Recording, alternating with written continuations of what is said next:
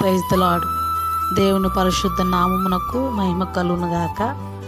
క్రీస్తునందు ప్రియమైన సహోదరి సహోదరులకు నా హృదయపూర్వక వందనములు తెలియజేయుచున్నాను. ఈరోజు దేవుని వాగ్దానం. దేవుడు అతడు మనవి చేసిన దానిని అతనికి దయచేసెను. మొదటి దినవృత్తాంతాల గ్రంథము 4వ అధ్యాయము 10వ వచనం.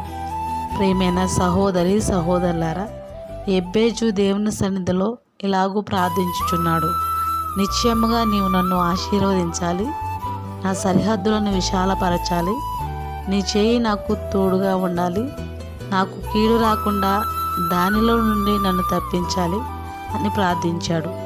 దేవుడు ఎబ్బేజు ప్రార్థన ఆలకించి అతడు మనవి చేసిన దానిని దేవుడు అతనికి దయచేశాడు. ప్రియులారా, మనము కూడా ఎబ్బేజు చేసిన ప్రార్థన చేయాలి. ఎందుకంటే సాతాను ఎవరిని మృగుదరా అని గర్జించు సింహం వలె తిరుగులాడుచున్నాడు. ఈరోజు వాగ్దానం వింటున్న ప్రియ సహోదరి సహోదరులారా, దేవుని ఆశీర్వాదం మన కుటుంబమునకు ఉండాలి. ఆయన చేయి మనకు తోడుగా ఉండాలి. ఏ కీడు రాకుండా అందులో నుండి మనము తప్పించబడాలి. అలా ఉండాలంటే మనము కూడా ఎబ్బేజులాగా దేవుని సన్నిధిలో ప్రార్థించాలి.